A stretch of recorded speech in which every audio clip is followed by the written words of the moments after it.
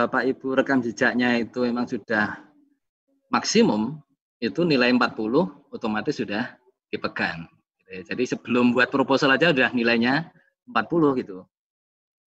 Substansi ya saya yakin bisa dikejar lah. Kalau misalkan substansi itu dapat nilai 30 saja, itu hampir bisa dipastikan proposal Bapak Ibu akan lolos. Gitu ya. Kalau rekam jejaknya bisa maksimum. Jadi sekali lagi, memperbaiki profil di SIM Litbang, ya, yang itu kita buka setiap saat, ya, tidak kita batasi pas musim pengusulan atau tidak, setiap saat kita buka, itu menjadi sangat penting karena akan melekat di biodata dan itu akan dinilai oleh reviewer. Kemudian cara kita membedakan kompetensi rekam jejak itu, kita juga sudah susah untuk untuk keliru gitu. Jadi kalau reviewer itu melihat rekam jejak ketua pengusul itu akan dihitung. Kalau yang bersangkutan memang artikelnya yang di jurnal internasional itu atau di pengindeks bereputasi itu di jurnal ya sebagai penulis pertama atau corresponding itu lebih dari 10 artikel, maka dia akan mendapat 20 poin. Nah, ini beratnya reviewer di sini beratnya. Jadi reviewer harus mengecek rekam jejak yang bersangkutan untuk mendapatkan yang bersangkutan itu memperoleh berapa artikel selama karirnya, ya, selama hidupnya. Demikian seterusnya. Jadi ini semua sudah ada di sistem, juga sudah ada di panduan. Perolehan buku juga begitu. Untuk beberapa skema itu buku kita nilai juga, termasuk KI. Jadi untuk penelitian dasar misalkan saja, karena kita tidak menuntut sampai ke luaran mendapatkan KI, ya poinnya tidak kita munculkan di sini. Baik, saya teruskan aja. Itu administrasi ya. Nah, sekarang ke bagian menilai proposalnya sendiri. Ini poin-poinnya seperti ini Bapak Ibu.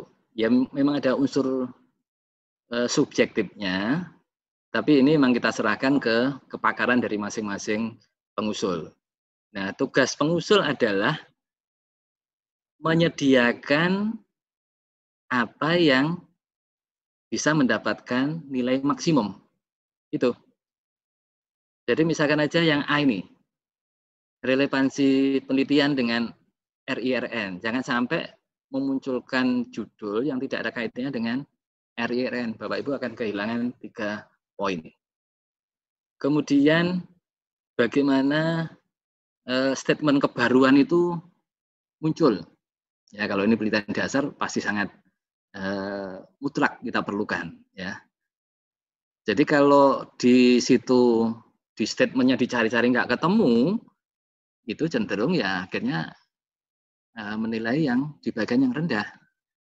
Tapi kalau Bapak Ibu ya 1-2 kalimat itu secara eksplisit menunjukkan apa yang sudah dikerjakan orang, kemudian di penelitian Bapak Ibu itu apa yang ingin permasalahan yang akan diangkat dan itu menjadi kebaruan, itu dengan mudah juga dan pasti nanti reviewer akan memilih di wilayah yang nilainya besar ini. Kemudian kalau ditanya misalkan ada nggak roadmap-nya, ya silakan aja dibuat roadmap-nya. Nah khusus roadmap ini harus Bapak Ibu bedakan ya. Jadi roadmap ini bukan alur penelitian ya. Jadi roadmap itu merupakan rentangan waktu apa yang sudah dilakukan sebelumnya, kemudian kedepannya mau dilakukan seperti apa, dan yang sedang diusulkan itu menjadi bagian dari roadmap itu. Nah, kayaknya udah lewat ini Pak Anang ya, saya skip aja. Demikian seterusnya Bapak Ibu ya. Jadi yang penting Bapak Ibu ngikuti saja bagaimana reviewer menilai ini, ya, dan ambil atau sebisa mungkin Bapak Ibu mengikuti poin yang tinggi, yang paling tinggi. Gitu. Oke, jadi tampilannya cuma gini aja, ya tampilannya cuma di sistem itu. Ya. Oke, jadi ini administrasi, contoh menilainya ya. Kemudian, dan ini dicek satu-satu oleh reviewer, dicek satu-satu. Jadi buat keputusannya seperti itu. Cocok yang administrasi, ini yang pada saat menilai usulan, ya. Itu diklik, itu keluar proposalnya, kemudian nanti ada, kalau misalkan ada 13 item, ya 13-nya itu akan dinilai, dan terakhir akan dapat skor yang didapatkan. Baik, saya kira begitu ya Pak Anang ya. Nanti kita bisa diskusikan lah ini. Ada filenya nanti bisa dibaca sendiri. Saya kira begitu. Kita diskusi aja. Terima kasih Pak Anang. Baik, terima kasih Prof. Agus. Jadi penjelasannya sangat lengkap dan sudah jelas sekali. Jadi Bapak Ibu sekalian sudah disiapkan di Google Drive materi dari Prof. Agus dan Pak Adi tadi pagi. Sesi berikutnya kami akan buka pertanyaan. Ini banyak sekali pertanyaan, Prof. Jadi boleh kami pilih satu persatu. Kemudian nanti kalau yang bersangkutan masih belum jelas, boleh langsung bertanya. Pertama,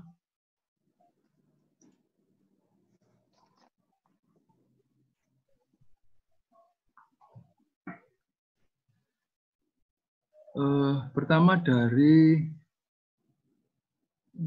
sebentar, dari Bu Dwi Haryanti.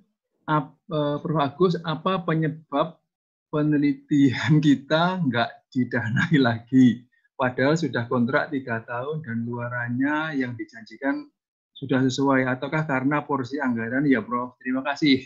Begitu, Prof. Ini kayaknya harusnya Pak Adi yang jawab ini. Oke, baik. Jadi gini, itu mungkin tahun pertama gitu ya, tahun pertama mau masuk tahun kedua gitu ya. Jadi memang Pak Anang. Jadi dengan sistem yang baru ini, memang kemarin itu banyak korbannya. Biasanya kan kita tidak menagih luaran itu agak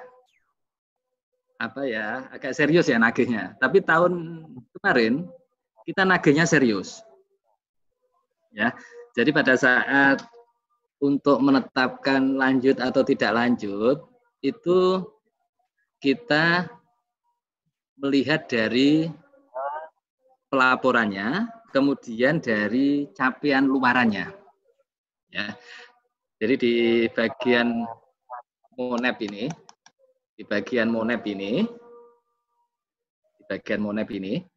ini sudah kita cek satu persatu apa dulu janji luarannya, kemudian sejauh mana itu dicapai. Gitu. Jadi sekali lagi, misalkan kalau tidak harus mutlak tercapai sepenuhnya, tapi kalau ada potensi untuk tercapai, itu akan bisa lanjut. Karena pasti di RPM itu sebenarnya tidak ingin penelitian itu berhenti di tengah jalan, itu tidak ingin. Tapi kalau Bapak Ibu memang tidak perform dan tidak ada potensi untuk menghasilkan sesuatu dengan baik, sesuai dengan